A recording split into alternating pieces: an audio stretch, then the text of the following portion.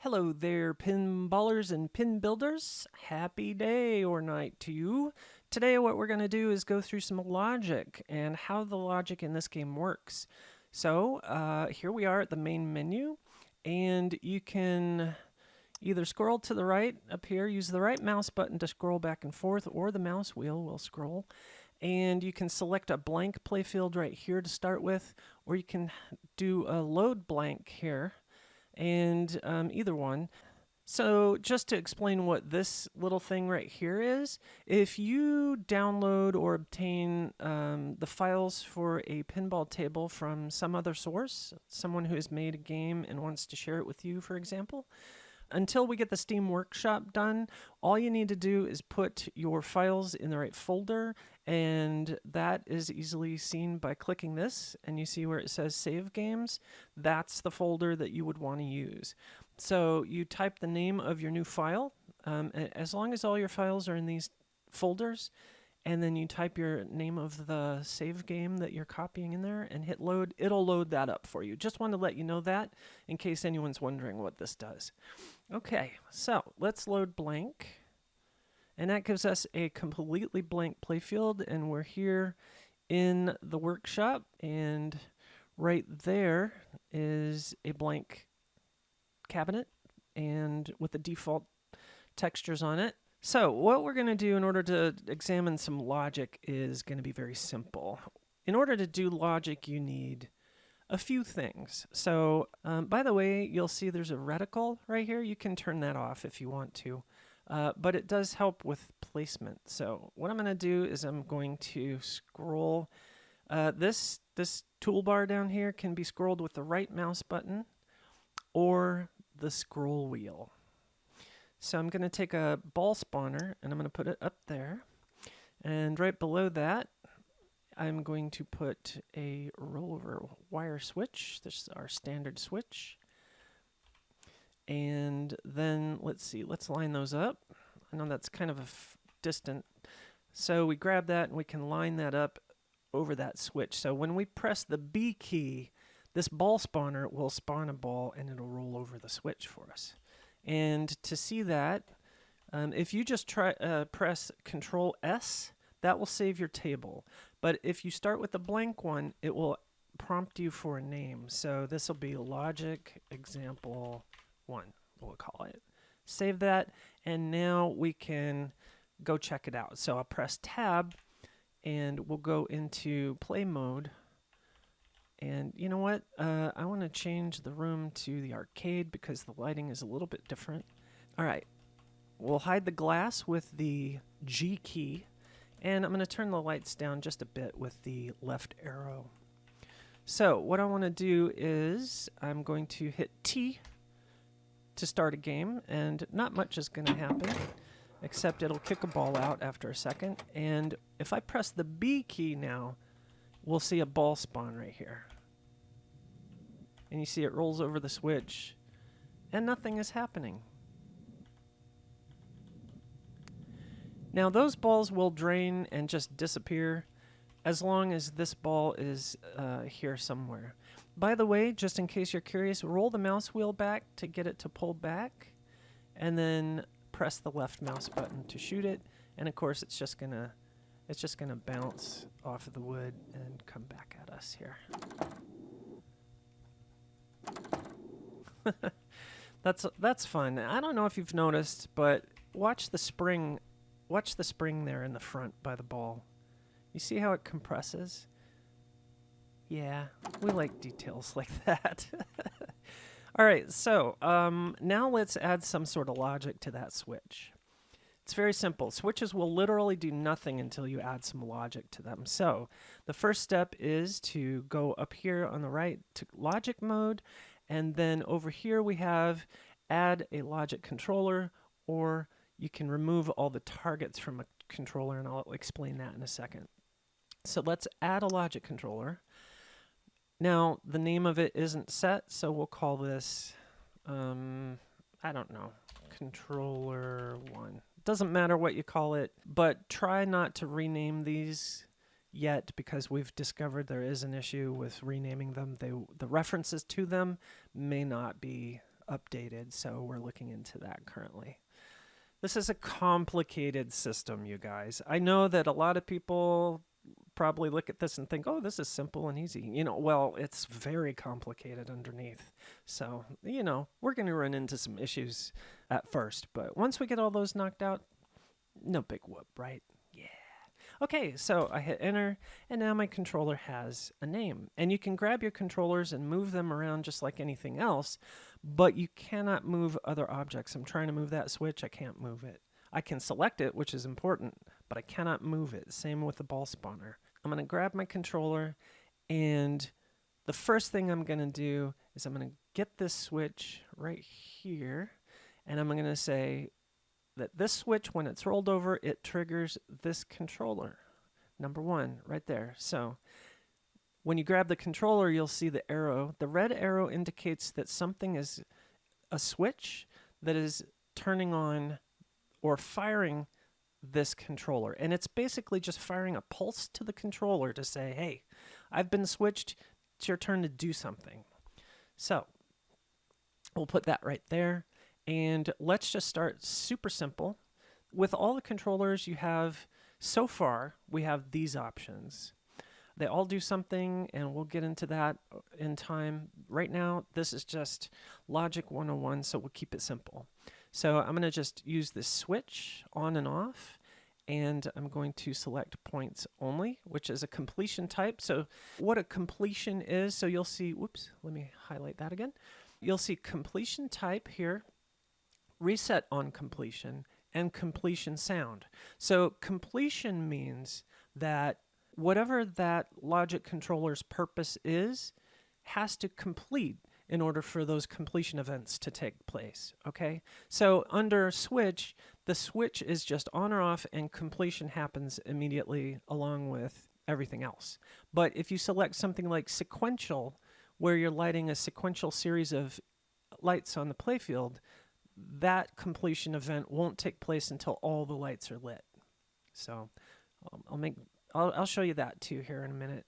So let's go points only. We'll say that this one is worth 10 points, and we're not going to reset it on completion, and we'll just pick a sound. We'll say destroyed, and we can audition our sounds with this. Destroyed. All right. So now that's all you need to make it do something and score some points. So let's save and go to play mode with the tab key and start a game. Wait for the ball. Now we should see 10 points appear and hear her say destroyed. Destroyed. And there you go. Destroyed. Destroyed. Destroyed. Hey, you can make some nice music with that maybe. Okay, so that's just the most basic form of switching. Well, let's say you want to roll over this particular switch and light up some insert lights. Let's go to the right here, and you'll see right here is insert. So you click that, and it puts an insert on the playfield. Woo! We'll put it here, and I'm going to zoom over it. And now to move around, just so you know, you hold the right mouse button down. I should have explained this before I started. I'm sorry. In order to move around the scene, right-click the mouse button, and you can move the camera. You can roll the camera, and you can move it left and right with WADs, forward and back with WADs, and with Q, this is W, and this is E. Sorry, not W. This is Q and E, go up and down. If you don't want that light to display, this one, you can hold Control and press F, and that gets rid of it. It does change the lighting slightly, but it just hides it while you're in here. When you go out and come back, that light will be there again. It doesn't save, but that's just an extra thing we stuck in there.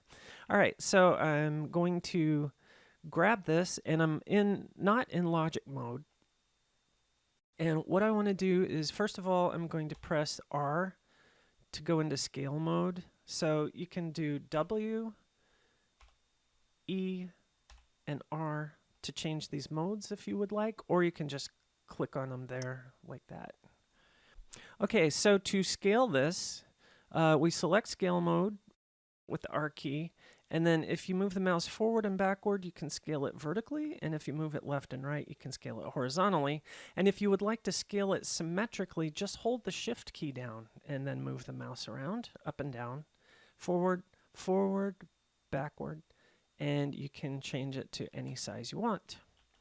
Now, what I like to do as far as the lights for this goes, is I like to come over here and turn the light on, and you can see how bright that is. So I'm going to pick a color that's a little bit less bright, looks a little more realistic. In order to do this, by the way, you click on this primary color, and then you get this color palette. And as soon as you click on it, you can then select this saturation, and you can change your saturation slightly, and then we can apply that. So now we have a nice lit light. But I want to turn that off and leave it like so. Now I want to take that light or that insert, as it were. Oops, let's scale it back down and select move mode. So what I want to do next is Alt plus D. While I have that light selected, I press Alt D and it duplicates it. So now I can, it's the same color, it's the same size, it's exactly the same as the other one. So I select that one, duplicate it, and so on and so forth. And we don't have multiple selections yet. Not sure if that's going to be possible even, but at least, you know, we have a duplicate option. So now we need to hook these lights up. So let's do that. In order to do that, what we're going to do is we're going to select the controller, and we're going to put it here. And we want to select these for this controller and add them to it in a certain order. You may want to arrange these in a different pattern than a straight line. You can do them in a circle, a spread out. You can put them anywhere on the playfield you want and still connect them to the same controller, and it will sequence or do whatever it needs to regardless of where they are. So in order to add these inserts as targets, they're referred to as targets. What we do is hold the Shift key down. That's all I have now is the Shift key. The left shift is what I'm using. And I'm going to left mouse click on each one of these. And you'll see that it's adding them to that controller. And it makes blue arrows that show you the direction of logic flow. So the switch logic flow goes to the controller. Then the controller logic flow goes out to these inserts. Now, if I just have this set to switch, they'll all come on at the same time. So let's check that out.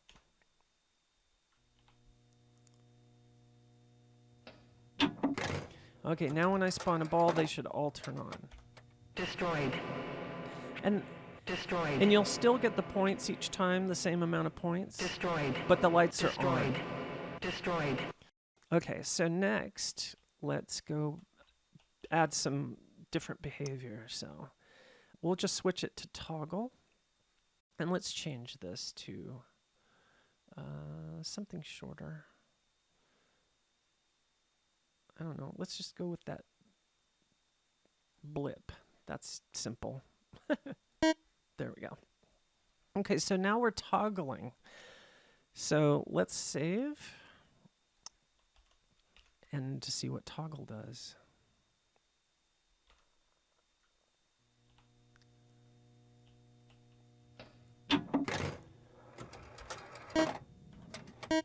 So this is toggle. So toggle just turns the targets on and off. And by the way, the targets don't have to be just these guys, right? You can actually use a thumper bumper. Let's put that there. And let's look at, since a thumper has a light built into it, you can actually access those too. So if we do the same technique, select your controller, hold down Shift, and then click on that thumper bumper, and you'll see there's a blue arrow going to it now too. So if we save that and then go to play mode, it's going to light and unlight also. Okay, other objects such as spinners, slingshots, drop targets, stand-up targets, any switches, all of them can be connected as targets of a logic controller. As well as, what else was it? Oh, kicker holes. Kicker holes have special logic, for instance, for ball locking and stuff like that. So we'll get into that later on in a more advanced lesson. Okay, so right now, let's go to logic mode and pick our controller. Let's do this sequentially. I like sequential. Sequential is fun. Okay, and let's put complete as the completion sound, and let's put 1,000 as our completion points, and we'll save that, and we'll go give that a look. All right, here we go. Let's get our HUD up so we can see the score there. All right, so the first ball lights the first light.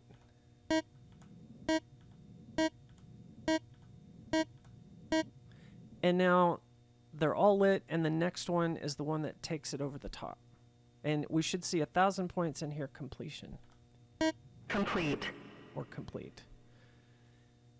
And it did not score the completion points, which is a strange thing, so we're going to have to fix that. See, there are a lot of tiny little things, so I'm sorry, but we'll fix that. So don't worry, just go ahead and keep creating. In a day or two, we'll put an update out there that will fix that. I'm kind of embarrassed to see that, actually. I thought that was working. Okay, gonna have to have a talk with that person.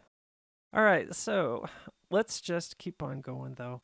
So now that we have the thumper bumper added to our controller, it'll light also, and while we're in sequential mode, it's going to light each one of these in sequence. As you can see, they're numbered, and the 7 is hidden under here, I believe. Yeah, there it is. So we're going to have to take a look at that, I guess, make those taller. Anyway, so now we'll take a look at how sequential works, and we still have 10 points, but we've added complete. Complete. So when we get to the last one and then take it over, we'll complete it. Now, you guys can give us some input as to how that would be best suited for you, because as I'm thinking about this, I'm wondering if that's the kind of behavior you want. So for each ball that we put on there, we'll take it up to the full level. Do you think that complete should happen there? Or do you think completion should happen now on the next one? Complete. Which it does, obviously. So when that's complete, it'll fire something else. Let's take a look at that. Let's just see how that completion logic works. So we have this controller, and let's put big, insert over here.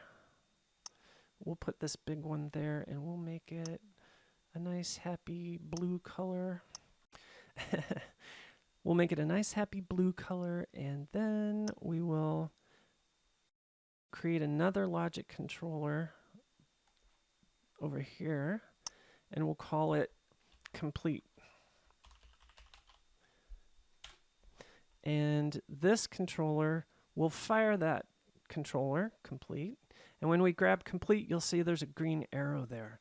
So what that is indicating is that there is a controller controlling this controller, right? So you click on that one. Now we may add that to here to show that it is controlling that. I think we probably ought to do that, but we don't want to get it too cluttered with arrows and such. So that indicates that when this is complete, that will fire this controller, and we're going to add that, shift left click. Also, if you shift left click, it'll clear that. If you want, you can even add these and then do that. And let's say you add a bunch and you decide, oh, I don't want all those. You can hit this trash can here, and it clears all of those. So let's just add that. We'll add that. We'll make this 1,000 points. We'll make a completion sound, or let's make this a different sound, because she says complete for that, but we'll make an explosion sound. Is that the one I want? No, I want the big one. Not that one even. I don't know which one. Yeah, that's cool. All right, that'll work. So we'll hear her, when these get completed, we'll hear her say complete, and that'll happen, and then this will turn on. So let's double check. That turns on this controller. Then this controller turns that light on, gives you 1,000 points, says complete and all that. Oh, and we do want to reset this. So on completion, yes, we want to reset it. And what that means is it'll turn all these back to their initial state. So if they started on, when the game started, it'll reset them to on. And if they were off, it'll reset them to off. So let's save this and go see that all in action. Whoops. Okay, here we go.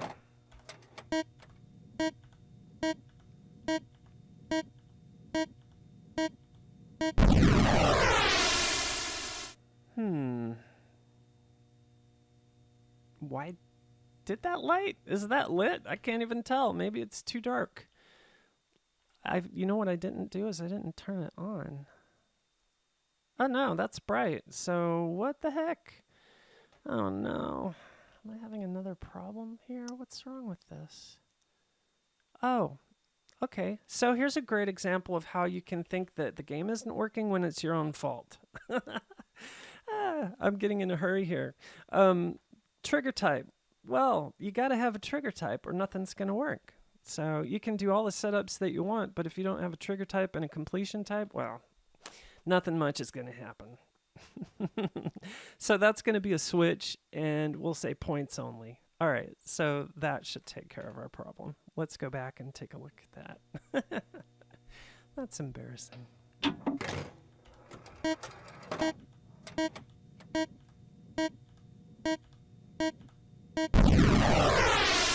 There, perfect.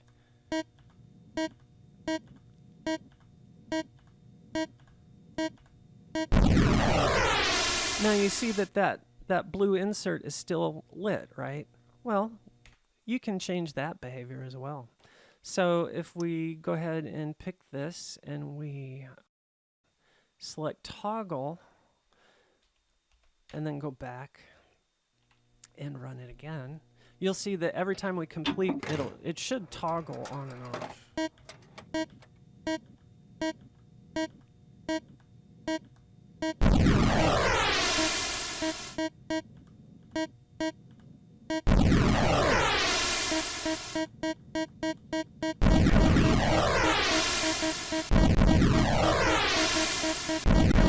I'm not sure why it's toggling. Oh, okay. So you see it come on and off real quick.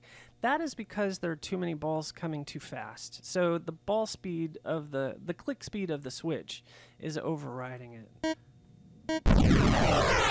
So that's what was happening there. Because it was still the first logic controller was still in complete mode as it was getting switched again, so it was firing this a second time. So that's interesting. We're going to have to look into that. So I don't think that's a behavior we want, but typically there aren't, a slew of balls hitting a switch in such fast sequence like that. So maybe that is something that we're going to have to fix. But anyways, that's your basic logic. You could even set this up as a sequential and have even more lights. So let's see. I want to move this over here, and I'm going to dupe it a couple more times. Because you could say, well, maybe these are like bonus. These are bonus lights over here, or these are multipliers, or whatever, right?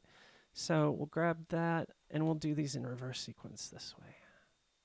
Actually, no. Let's clear these out and go that way. So now every time we roll over that, it's going to do a sequence if we do sequential. And then when it's complete, it'll have a sound. Let's see. We'll say what? Whoops, not that one. All right, we'll do that one. Okay, so let's see what that does.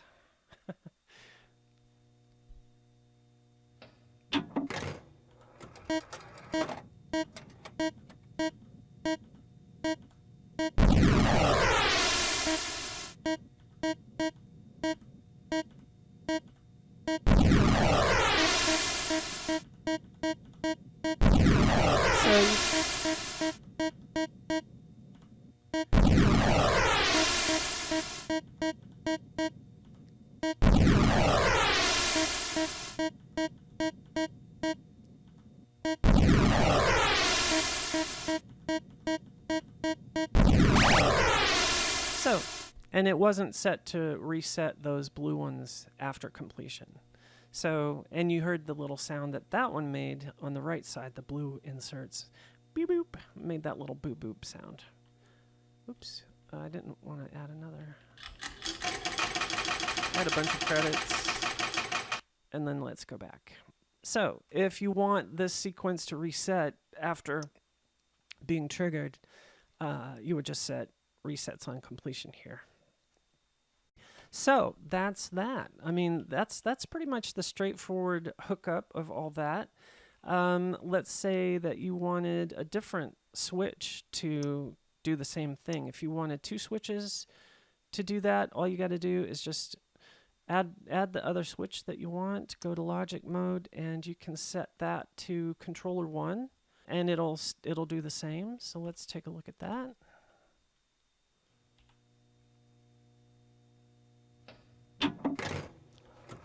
And you'll see that it does the exact same thing. Now that switch has a built-in light of its own that's changing its color, and we need to actually stop that behavior. So that'll be another thing that we'll change here in the near future, because I don't think we want that lit or unlit. But it is an insert, basically. So that star rollover is probably going to have similar functionality as that thumper bumper there. All right, so that gives you an idea of all that. Now let's see, what else can we show you logic-wise?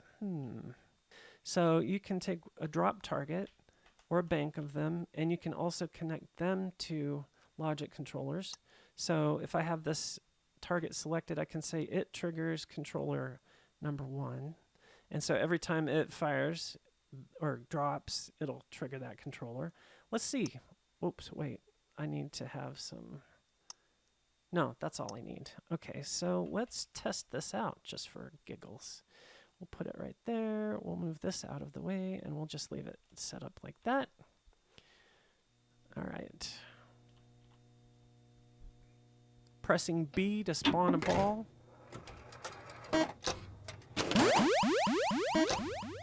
So now that's just that one...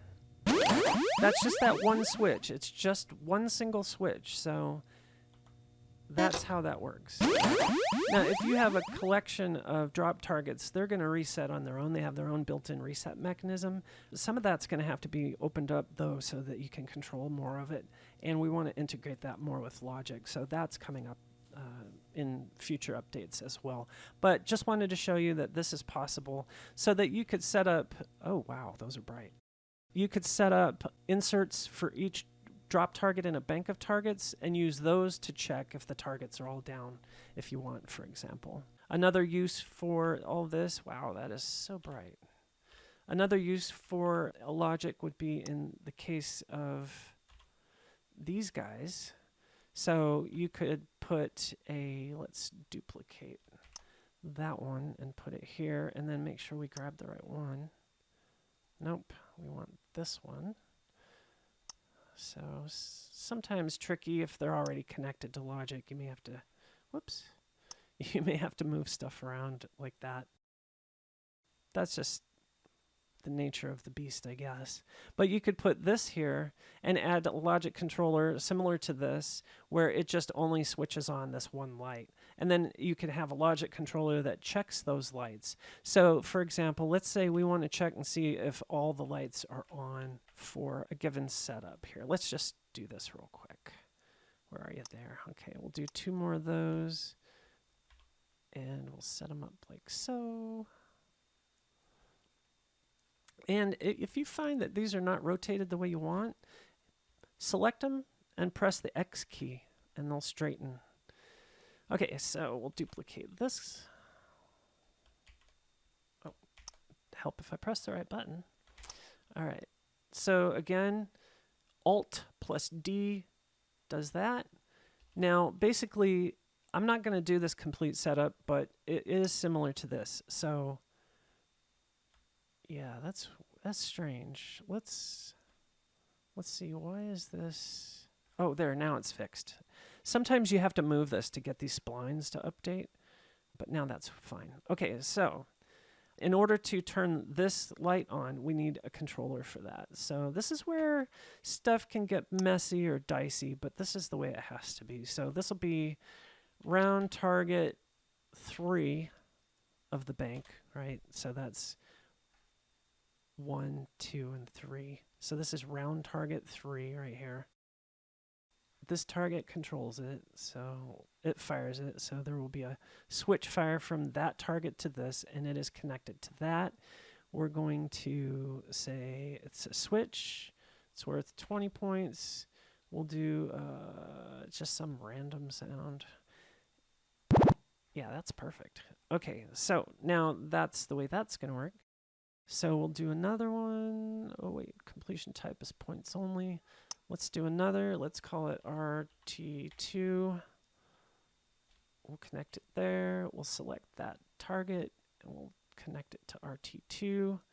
Now we have RT2 connected, and we'll do switch points 40, just for a variation, and we'll do the same sound effect. And then we'll do one more over here. We'll call it RT1, and all the same setup. We'll do 30 just for giggles, I guess. And now we need to connect that and this. And now those are all connected. So let's see. Now I'm having a problem because I don't have any way of triggering those, right? Okay, so with that said, let's start a game. All right, so, oh, did you see that's set up to switch? All right, come on now. There we go. We've hit 2 targets, and we need to hit that third one.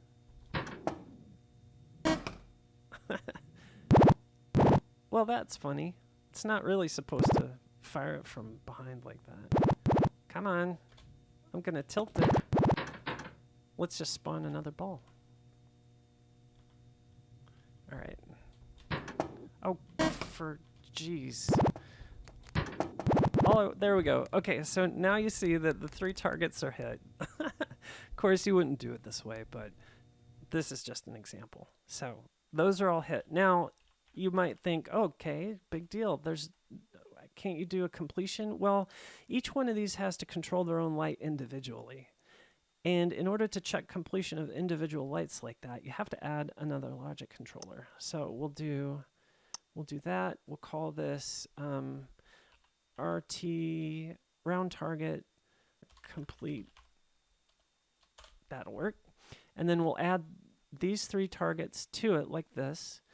And then we'll say, triggers this controller? No. We'll say logic only, points only. When it's complete, it'll give us 500,000 points. And it'll say annihilated. All right. That's not going to make it do its job yet, though, because nothing is triggering this controller, right? So what you have to do is for each one of these switches in this group, you need to have them trigger that controller. So you just pick it here, and when you select it, now you can see the green line says, hey, that controller is firing a signal to me, and I have to do something. So we'll do that for all 3 of these guys, and now we've got all these wild lines coming and going. But the cool thing is that now those, when they're all completed,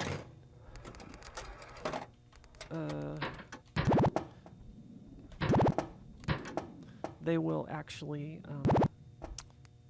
do the completion. And if I could... Annihilated. There. See? And now if you wanted to have those targets reset and not be lit after annihilation, you can set yes there. And also, let's see, wait. Oh yeah, those have sounds, that's right. So now, when we do this.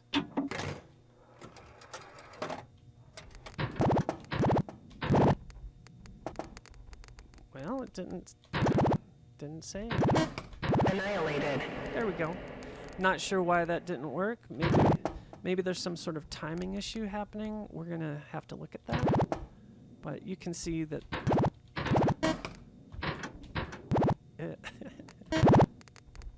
interesting. It's only doing it. Annihilated. Annihilated. That's weird. Annihilated. Maybe there's something happening, two balls hitting at the same time or something. I'm gonna look into that later. All these little weird things will be fixed. Don't worry. We're committed to this game 100%, and we will fix all these wonky issues. If you see anything, please email us at pinbuildergame@gmail.com if you have some issues, and we'll respond to you and add that to our list of stuff to work on. But for now, this is a logic overview for you, and we really appreciate your support. We're so excited about this game, and we're so thrilled that you guys are excited about it too. So please hang in there with us. All those of you on our Steam wish list, just hang in there. I think you'll be pleasantly surprised at the progress the game is going to continue to make. We've only been working on this game for about 6 months, actually. So, but it's been a dream of ours for a lot longer than that. So anyway, we appreciate you. We love you. Keep on building and playing pinball.